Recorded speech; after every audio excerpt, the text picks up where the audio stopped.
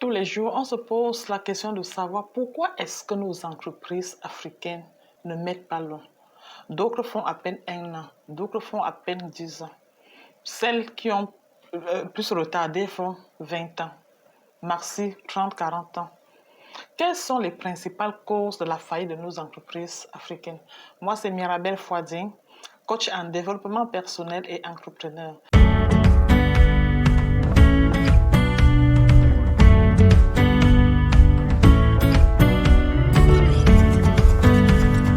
Comment vous allez? Quant à moi, je vais super bien. Comme je le disais, nous allons voir comme ça 8 causes.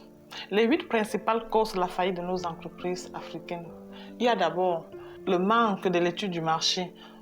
Pour peu que tu as ta voisine, tu as ton ami qui a ouvert une entreprise, toi aussi tu te dis, tu peux le faire, tu vas te lancer dans ce qu'elle est en train d'entreprendre. Généralement, c'est le suivisme. Vous voyez nos sœurs, une s'en va ouvrir peut-être un business de salon de coiffure, un spa ou un restaurant. Toi, tu ne réfléchis même pas. Tu te lances automatiquement dans ce qu'elle est en train de faire. Elle, au préalable, elle a des capacités pour faire l'étude de marché. Peut-être que toi, tu n'as pas. Tu vois juste que son business est en train de prospérer. Tu n'as pas fait les mêmes analyses que ta copine ou ta consoeur qui est en train de réussir dans son business parce qu'elle a fait une étude de marché exemplaire. Elle a mis, ça dit que des moyens pour réaliser son étude de marché. Et c'est pourquoi tu es à côté, tu vois que son business prospère. La deuxième des choses, c'est l'innovation. Il faut innover. Il faut innover.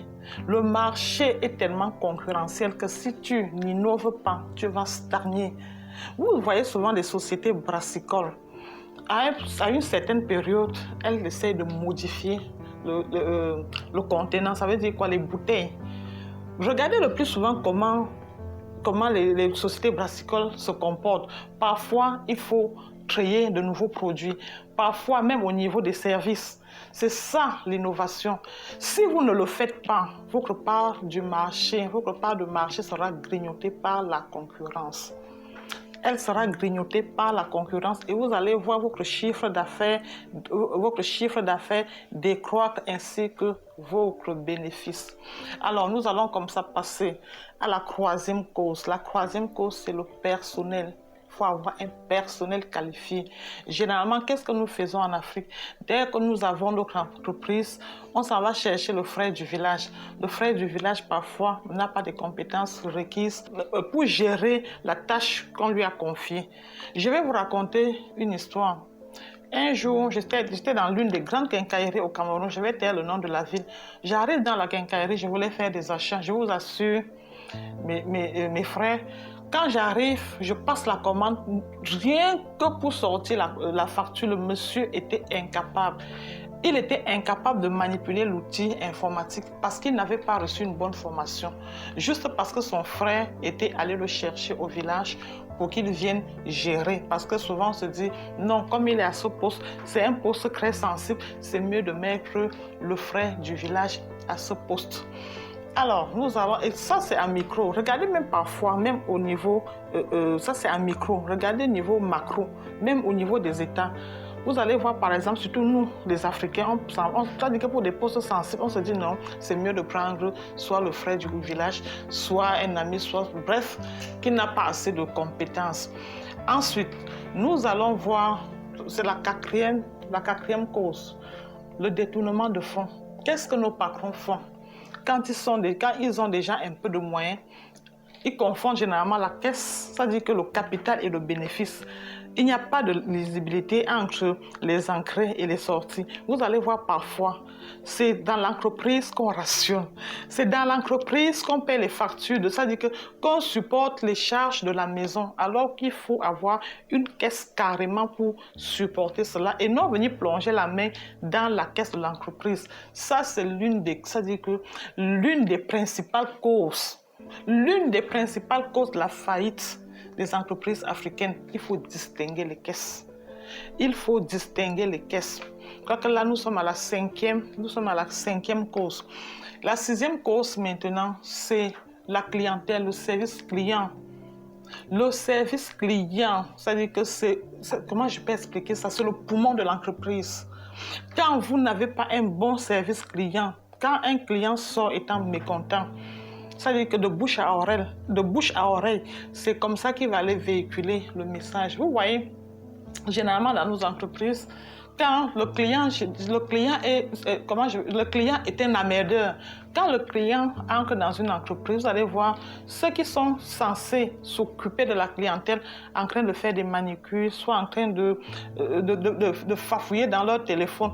En fait, ou soit d'autres même sont en train de décortiquer le pistache, oui, les arachides. On ne s'occupe même pas de la clientèle. Ça veut dire que la clientèle est un facteur gênant.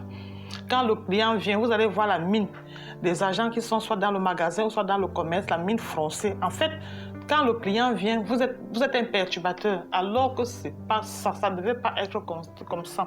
Regardez dans la plupart des sociétés américaines, quand tu entres subitement, ça veut dire que sans tarder, sans perdre le temps, can I help you?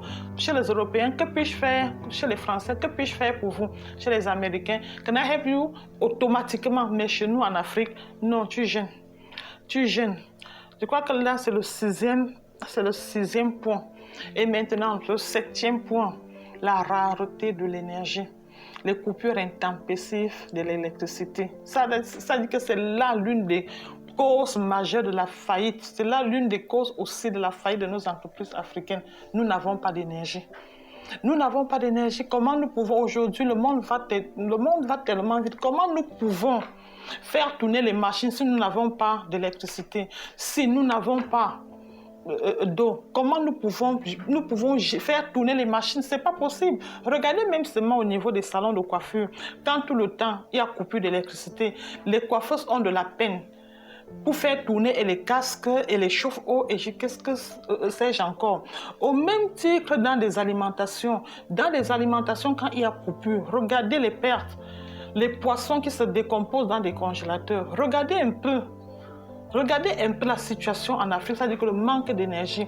Et aussi, il y a ce qu'on appelle souvent comportement énergivore. Regardez les comportements énergivores. Vous avez des agents qui sont dans des entreprises. Ils entrent, ils allument. Parfois, en partant pendant les week-ends, ils ne se gênent pas pour éteindre les lumières et les clims. Et là, ça fait tourner. Ça fait consommer. Ça veut dire que ça fait dépenser l'entreprise. Ça veut dire que les agents, à un moment donné, n'ont pas la notion d'économie. Les agents n'ont pas la notion d'économie. Imaginez un climatiseur qui tourne durant tout le week-end. C'est-à-dire que ça fait dépenser l'entreprise. C'est énorme pour l'entreprise. Et aussi, nos chefs d'entreprise, cessez de jouer au boss. Arrêtez de jouer au boss. À peine tu as quelque chose, tu as les miettes, comme on dit souvent au quartier, tu commences à jouer au boss. Tu n'es jamais présent dans ta structure. Allez un peu dans les magasins des Libanais, des Indiens, vous allez les voir, ils sont présents. Ils sont présents, mais chez nous, dès qu'on t'appelle déjà boss, président, non, tu ne gères plus, tu n'es plus par rapport à ta structure. Tu es dans la voiture, tu es à gauche, tu montes, tu descends. Il faut être présent. Si tu n'es pas présent, ta structure sera fermée. L'accès est difficile aux capitaux parce que chez nous, déjà, pour avoir un crédit à la banque, ce n'est pas donné. On te demande tellement de documents qu'à un moment donné, tu es obligé d'abandonner. Si tu n'abandonnes pas, tu vas te retrouver en train de prendre de l'argent dans des tontines ou chez les usuriers et ce n'est pas évident. Rien que le taux d'intérêt, ça dit que tu anéantis. Donc, il y a ça, l'accès est difficile. Aux capitaux, si on pouvait un peu assouplir, c'est-à-dire qu'au niveau des banques, l'accès, c'est-à-dire que les documents à fournir afin de permettre à tous ceux-là qui veulent entreprendre d'avoir accès aux capitaux. Donc, pour résumer, j'étais en train de dire pour que nos sociétés africaines puissent challenger d'autres entreprises à travers le monde, il faut déjà avoir fait une bonne étude de marché. Première cause. Deuxième cause, il faut innover.